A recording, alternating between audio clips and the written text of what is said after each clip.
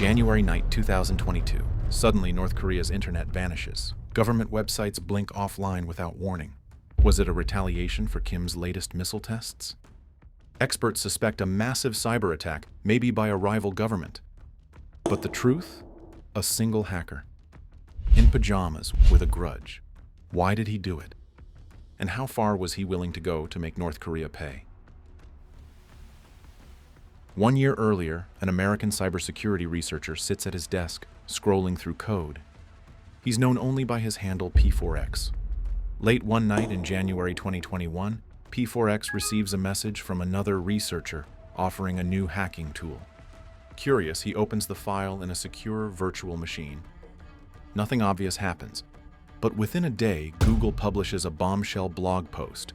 North Korean hackers are targeting Western security researchers with booby-trapped files. P4X checks the tool he was sent, and his stomach drops.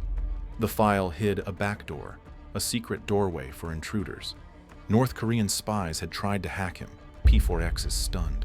Why would a nation-state go after him personally? He had narrowly avoided disaster by isolating the malware, but the attempt left him shaken. He soon learns he wasn't the only target. It was part of a broad campaign by North Korean operatives to steal hacking tools and vulnerability research from experts like him. In other words, Pyongyang's hackers were hunting the hunters. He expects the US government to swoop in. After all, being attacked by foreign cyberspies feels like an act of war on a private citizen. An FBI agent does reach out to P4X, but only to take his statement. There's no follow-up, no help securing his systems, no retaliation against the perpetrators. Weeks pass, then months. Silence. It's as if nobody's coming. P4X feels abandoned. There's really nobody on our side, he concludes bitterly. He's a hacker exposed to a nation's spies, and no one will protect him. That's when a seed of resentment takes root. North Korea struck at him in secret and got away with it. P4X isn't the forgiving type. As the months go by, that seed grows into a plan. If the authorities won't avenge this breach, maybe he will. The idea seems almost crazy. A one-man counterattack against the most isolated regime on Earth. But the more P4X thinks about it, the more it feels not just possible, but necessary. By the end of 2021, his mind is made up. He'll strike North Korea himself. But can one man really take down a country's internet without getting caught? P4X begins quietly gathering intelligence. For once, he's the hunter. His target? North Korea's sliver of the internet. Few outsiders truly know what North Korea's online infrastructure looks like. What P4X discovers amazes him. The country's internet presence is tiny and fragile. Only a few networks and dozens of websites serve the entire nation. It's a digital house of cards, propped up by aging software and sloppy security. To a seasoned hacker, it's full of unlocked doors. Night after night, P4X scours North Korea's systems from afar. He probes servers, tests doors and windows in the code. Before long, he finds what he needs, vulnerabilities, and plenty of them. In fact, they're not even new vulnerabilities. They are known flaws that North Korean sysadmins never bothered to patch. Old versions of Apache and other software rife with holes. An outdated Nginx web server bug that collapses the system if you simply send it a weird header. To P4X, it's like North Korea left its front gates wide open. It's pretty interesting how easy it was to actually have some effect in there, he notes. The more he maps out their network, the more confidence he gains. He can do this. He writes custom scripts to automate the attacks. If one man is going to strike an entire country, automation is key. His code will scan North Korean servers, find which ones are online, then hit them with exploits to overload or crash them. It's a denial-of-service attack with surgical precision, like a digital guerrilla war. Every line of code is designed for one purpose: knock North Korea off the global internet.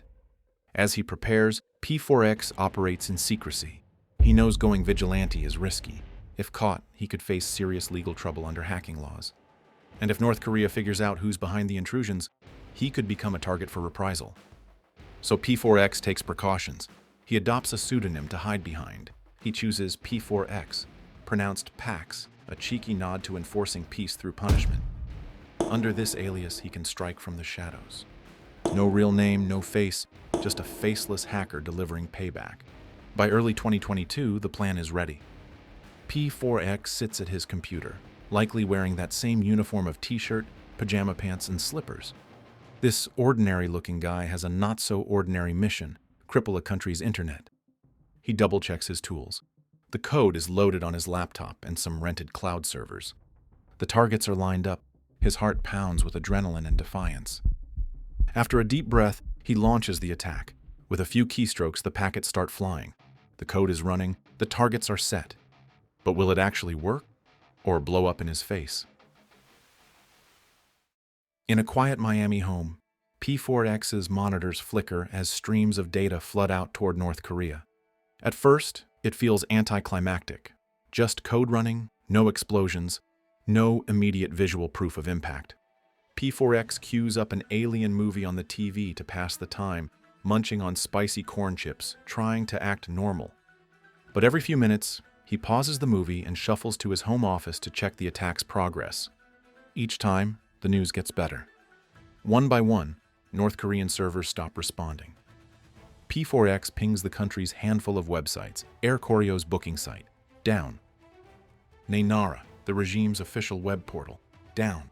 The state news site, down. He refreshes again. Nothing. One after another, the websites time out. Across the world, anyone trying to access North Korea online is seeing error messages. Inside the secretive nation, officials suddenly find their external emails and web access cut off. North Korea has been knocked offline. Still, P4X isn't celebrating yet. Is this real? Could one person truly have done this? He checks an independent monitoring service, Pingdom, which tracks website uptime. The charts for North Korea's web domains show a sea of red, outages everywhere.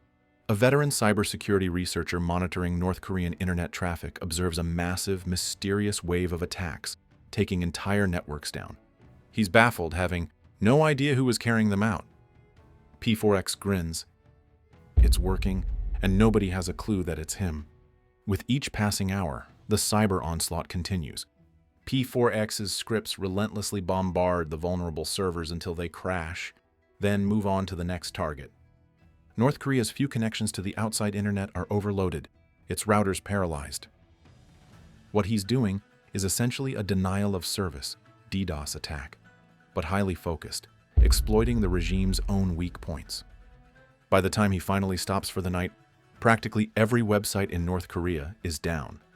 An entire nation's online presence has been felled by a lone hacker at his keyboard. Before heading to bed, P4X takes a moment to absorb what he's accomplished. It's a strange feeling of triumph mixed with disbelief. He has proven that even a fortress of a regime can bleed in cyberspace.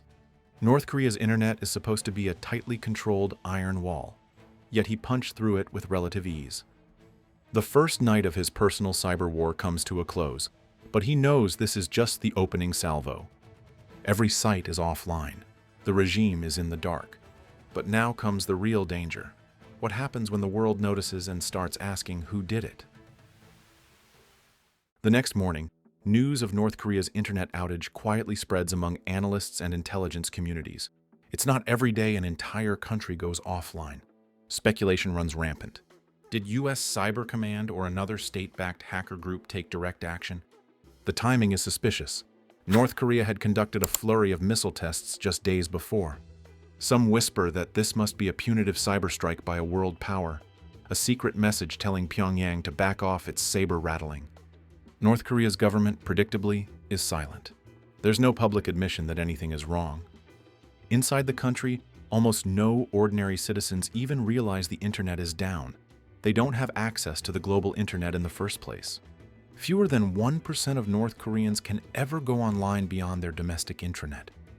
The outages mainly affect the regime's external propaganda websites and email servers, which cater to international audiences. So on the streets of Pyongyang, life continues as usual.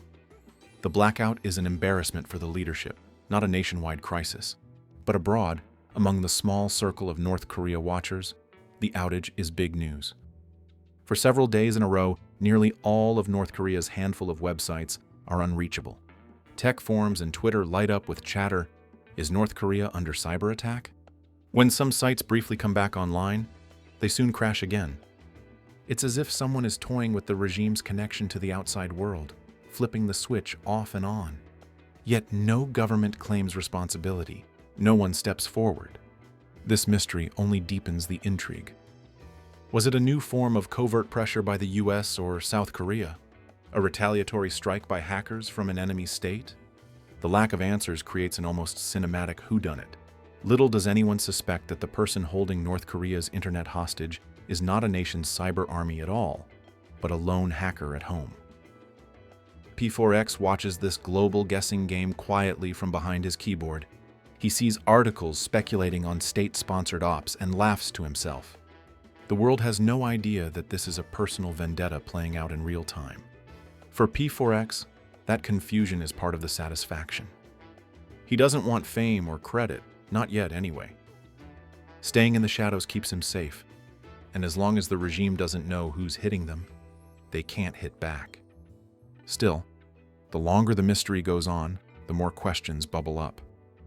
How long can one man keep this up? What if North Korea finds a way to strike back digitally or even physically? The world might be in the dark, but P4X knows he's stirring a pot that could boil over. He's winning for now. But is there a price for humiliating a nuclear-armed regime? By taking down North Korea's internet, P4X has made his point, at least for now. Kim Jong-un's regime has been publicly embarrassed, shown to be so weak online that a solo hacker can unplug them at will. For P4X, this is vindication. He set out to annoy North Korea and show them there are consequences for messing with Western hackers. And he succeeded. I definitely wanted to affect the government as much as possible, and the people as little as possible, he says, his conscience clear. In his eyes, knocking out a few propaganda websites is like tearing down a dictator's billboards, a symbolic victory. Flush with success, P4X decides he won't stop at just temporary outages. The more he thinks about it, the more he realizes that his one-man operation could become something bigger. North Korea's hackers will undoubtedly continue targeting Western individuals if they remain unchecked. So P4X raises the stakes. He plans to go beyond just denial-of-service attacks. Next on his list, actually breaching North Korean systems, digging up secrets, and exposing sensitive information to the world. If simply shutting off their internet got the regime's attention, imagine the impact of stealing their data. But P4X knows even he has limits alone. So he quietly sets up a covert website on the dark web, calling it the Funk Project, short for FU North Korea. It's a rallying call for other hacktivists to join his cause. This is a project to keep North Korea honest, the site declares. He's effectively recruiting a team aiming to multiply his firepower. One hacker took the country offline. A handful could potentially dig deeper and hold the regime to account. It's the start of a vigilante cyber army in the making. Not everyone in the cybersecurity community applauds these rogue efforts. Some fellow researchers who are also targeted by Pyongyang worry that P4X's vigilante justice might interfere with classified operations. What if US or allied intelligence agencies have infiltrated those same North Korean servers? P4X's noisy takedowns could trip up quiet espionage missions. Others point out he's almost certainly violating the law. In the eyes of the US government, hacking is hacking, even if the target is a hostile foreign power. P4X is keenly aware of this. He knows the Computer Fraud and Abuse Act doesn't have a vigilante exception. By all rights, he's risking prison. And there's the specter of North Korean retaliation. They might try to identify and retaliate against whoever's responsible. So is P4X scared? Surprisingly, no. He's motivated by a mix of anger and principle. North Korea's regime, he reasons, commits outrageous cyber attacks and human rights abuses, operating with impunity. He's decided someone has to push back. My conscience is clear, he says confidently. To him, exposing Kim's weakness and sending a message is worth the risk. In fact, his message isn't just for North Korea, it's also for his own government. By going rogue, he hopes to shame US authorities into recognizing the threat and protecting individuals like him in the future. If no one else will defend against these attacks, P4X will. And he'll make sure everyone knows it can be done. As for how far he'll go, when asked what the endgame is, P4X chuckles. Regime change. No, I'm just kidding, he says. He insists he's not trying to topple governments just to prove a point. And he'll keep hammering North Korea's networks until that point is unmistakably made. So far, no law enforcement has knocked on his door, and North Korea hasn't figured out who he is. The first shots of this one-man cyber war have been fired, and P4X stands unpunished, unidentified, and unbowed. His fight continues in the shadows, leaving a repressive regime looking over its shoulder, and the rest of the world wondering just who struck the Hermit Kingdom online, and if they'll strike again.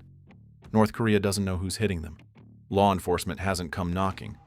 But how long can one hacker stay invisible in a war this dangerous? One man in pajamas brought an entire regime to its knees. But what happens when thousands of criminals don't just take down websites? They sell your identity like a product. To see how stolen lives became a global business, watch our next story: the dark web's Amazon for stolen identities.